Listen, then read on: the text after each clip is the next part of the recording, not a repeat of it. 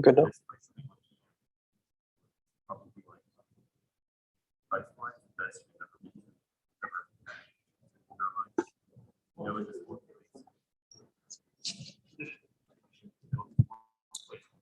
Are you back in the Zoom? Okay, bring it closer to Zoom.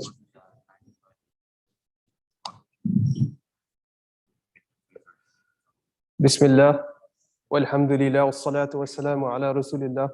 أعوذ بالله من الشيطان الرجيم بسم الله الرحمن الرحيم رب اشرح لي صدري ويسر لي أمري واحلل عقدة من لساني يفقهوا قولي.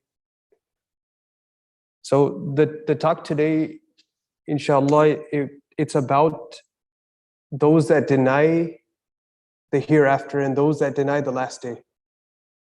And inshallah, I want to run you guys through certain ayat and certain examples where, in fact, Allah subhanahu wa ta'ala actually brings this up many times in the Quran, talking about warning us against denying the last day and denying the accountability and the day of judgment. So I want to start off with one ayah, and inshallah we can take it from there. There'll be a couple. أعوذ بالله من الشيطان الرجيم ومن يكفر بالله وملائكته وكتبه ورسله واليوم الآخر فقد ضل ضلالا بعيدا. This is the part of the ayah that says, and whoever disbelieves in Allah, His angels, His books, His messengers, and the last day has certainly gone far astray. So here is one of the times that Allah subhanahu wa ta'ala warns us about those that deny the last day. And the day that we will stand before Allah subhanahu wa ta'ala and they deny the life that will come after this world, after this dunya. And there's a couple of reasons why they do this. And inshallah, that's what I want to go into today as the first part of my talk. And I want to remind, in addition to that, I want to remind everyone why belief in the hereafter is important and why we should strive for it. I mean, we understand that as Muslims, but this will inshallah stand as a reminder. And I want to begin this by going over a thought experiment. Some of us are in school right now, some of us are working, right? So imagine, think about the classes that you're taking right now if you're in school. Or think about the work that you have to complete for an employer. Imagine a professor asks you to do an assignment, and it will be a very difficult assignment. Or your boss asks you to complete an assignment, and you know it will take you, it will require that you stay after and put in extra hours to get it done. But imagine that assignment will not count towards your grade or your completion of the course. Or that assignment that your boss gave you will not count towards your paycheck. It will not count towards your yearly performance review. Would you be motivated to do it? How many of us would take that time to complete that assignment? And even if we were to complete it, how many of us would put the proper effort into it? And would that assignment have any meaning to you? It would not. And the reason is that without any consequence, without any objective of graduating or earning to provide for yourself and your family, that task becomes meaningless. And let's take it a step further. Imagine that you're enrolled in a university and you're told that when you graduate, you will get a diploma. You will get a piece of paper, but guess what? No employer will recognize that piece of paper. No company will want to hire you because of it. Now, if no one recognizes anything you've done, would you complete your studies? Especially given the cost that you have to pay today? Would your effort today have any meaning tomorrow? Would all of the hours studying, all the hours away from family, all the hours away from friends and other responsibilities, would that amount to anything? It wouldn't, because when you scramble to meet those deadlines and when you sacrifice that time, Because it amounts to nothing, it's like denying the end result. And by denying the end result, you deny accountability. And you render your time at the university meaningless. Keeping that in mind, remember when Allah subhanahu wa ta'ala tells us, أعوذ بالله من الشيطان الرجيم إلهكم إله واحد فالذين لا يؤمنون بالآخرة قلوبهم منكرة وهم مستكبرون. Allah subhanahu wa ta'ala tells us, your God is one God. As for those who deny the life to come, their hearts refuse to admit the truth and they are arrogant.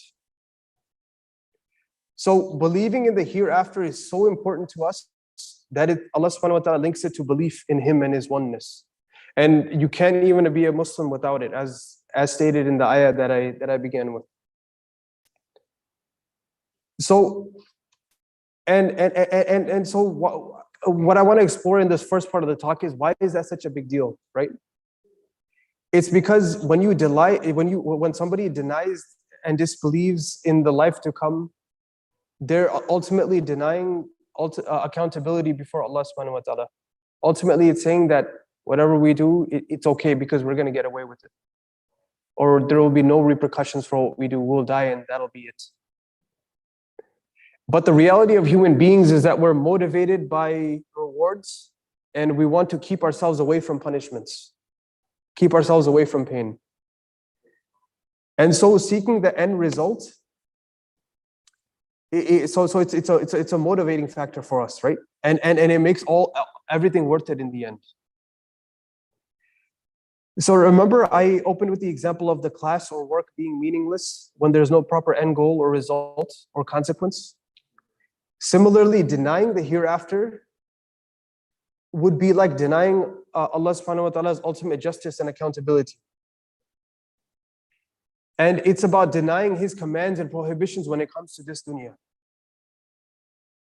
And without acknowledging ultimate reward and punishment, all the hardships, all the sacrifice, all the pain that we go through in this life would be meaningless, would amount to nothing in the end.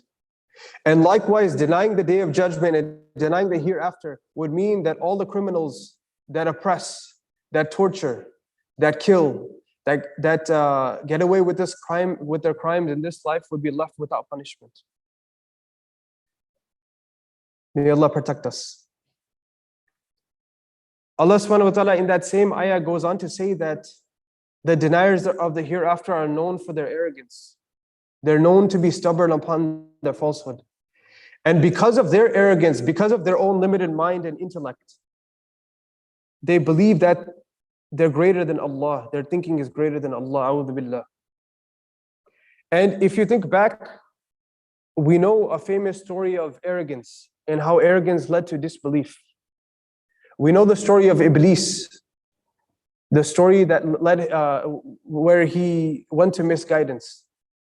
But Iblis denies it because he says to Allah subhanahu wa ta'ala, he says, because you have put me in wrong, I will lure mankind and put them in wrong.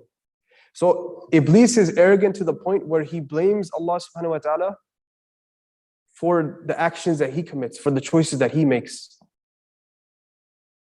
And today, those that deny Allah subhanahu wa ta'ala, they want us to believe that we will die and there's nothing. No judgment, no afterlife. And these very people, sometimes they mock us. They say we believe in an imaginary God, an imaginary creator.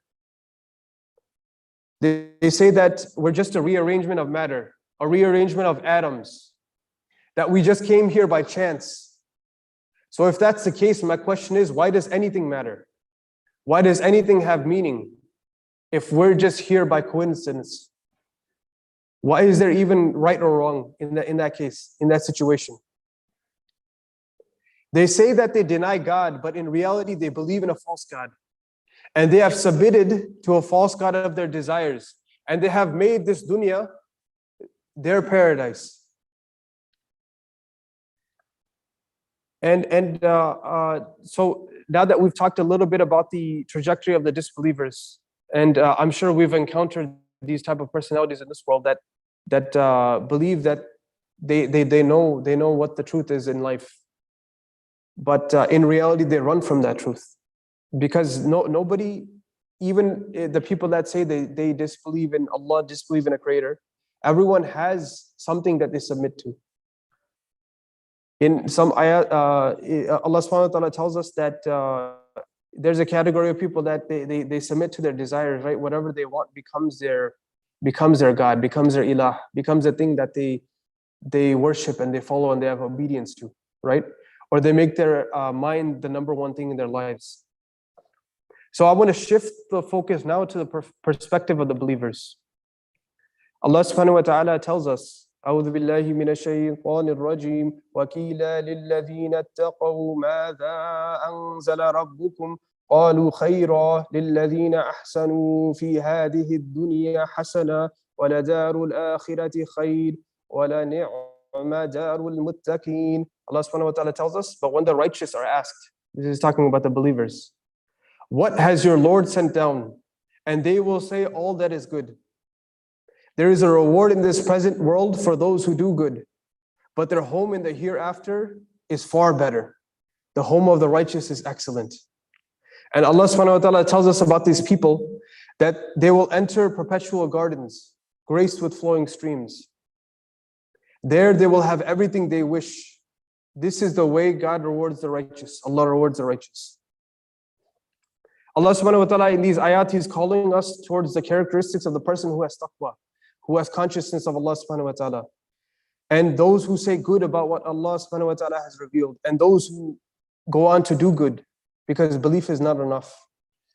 And Allah subhanahu wa ta'ala is reminding us that despite the difficulties and despite the suffering that the believers go through, despite the pain in this life, despite the loss, Allah subhanahu wa ta'ala will grant them good here, but far better is in paradise. And may Allah make us among them. And this is especially important to understand today because as an ummah, no matter where we look, we suffer. We are suffering today. And we look to areas like Kashmir where Muslims are living under threat, loss of livelihood, and there's no security, there's no peace. And we look to areas in India where there's Muslims and they're slaughtered in broad daylight and nobody comes to help them. Nobody comes to the rescue. Or we look to Syria where the Muslims are under constant bombardment and their next day is not even guaranteed. Of course, for us, none of it, no time is guaranteed to us, but for them, constant bombardment and threat is right in front of them. And no matter all these sufferings and hardship, we see that the Muslims declare La ilaha illallah Muhammadur Rasulullah to the end. And we know that facing hardships for believers is nothing new. This started from the beginning of time with the believers, and it will go on till the end of time, where we have examples in the life of Muhammad sallallahu alaihi wasallam. We have example of the companions, the best of generations. We have examples of companions like Yasir and Sumayya radiallahu anhum, who faced torture and eventually they were killed. They were killed by the Quraysh that stood against them. We know Bilal radiallahu anhu, we know how he suffered.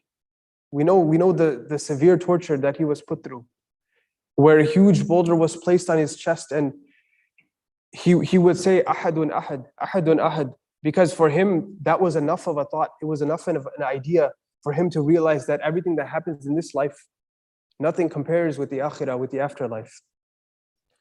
We know about Khabbab radiallahu anhu, who was whipped so bad, so severely, that you could see marks on his back from the time where he was tortured and he was a slave. And we know that families were separated because of haqq and batil. This message of Islam caused hardship that your very brother could be now somebody that you would look at as someone who's not on the same path as you, not on the same trajectory, on the same mission as you, and would cause that divide.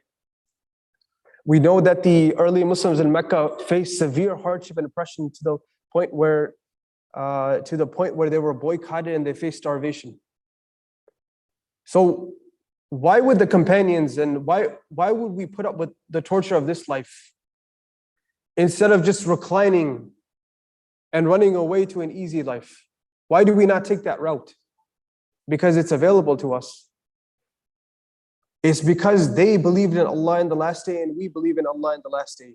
And they understood that all the pains that you can face in this life, all the pains that you can imagine amount to nothing when you compare it to the never-ending life of the hereafter. And this world is temporary. And when we look around, even in this room,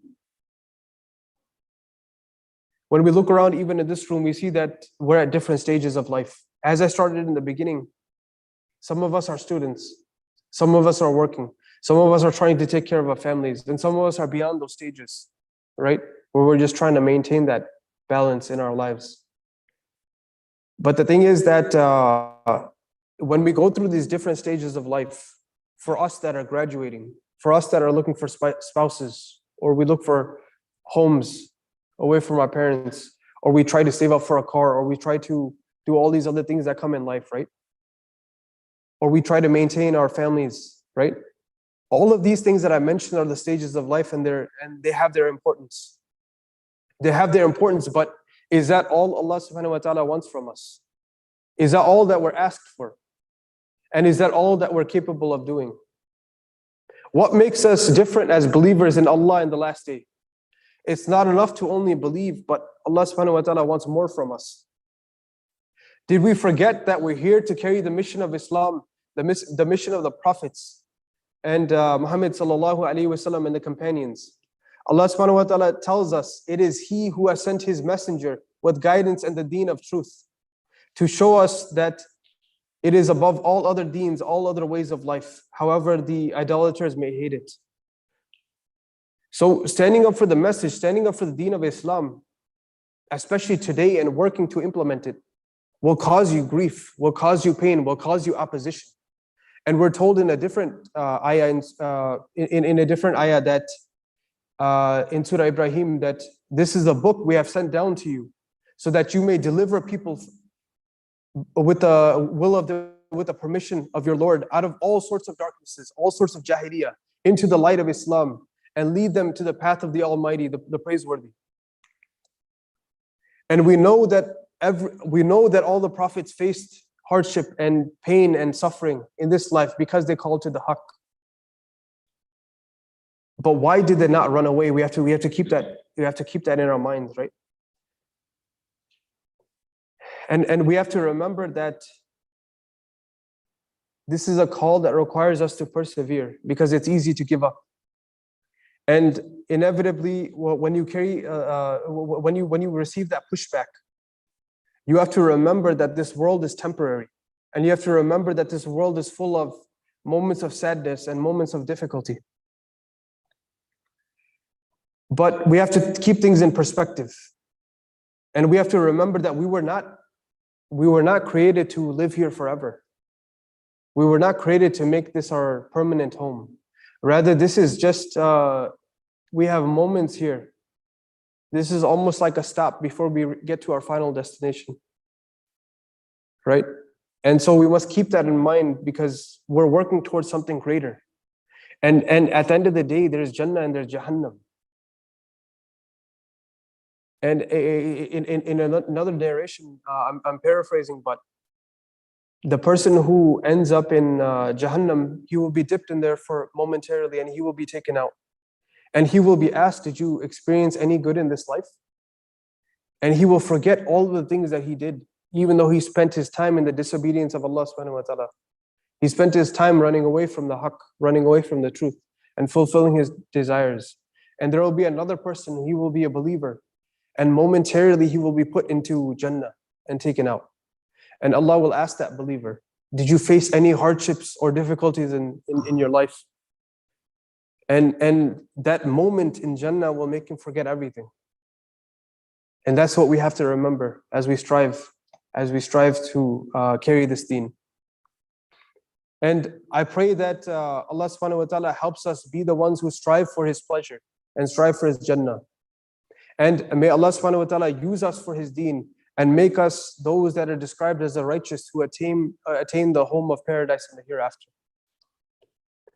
So I just wanted to give you guys these brief thoughts, and then inshallah I do want to open it up to discussion and get your thoughts and ideas and carry this discussion forward. Jazakumullah khair for listening, brothers, and inshallah, let's take it from there.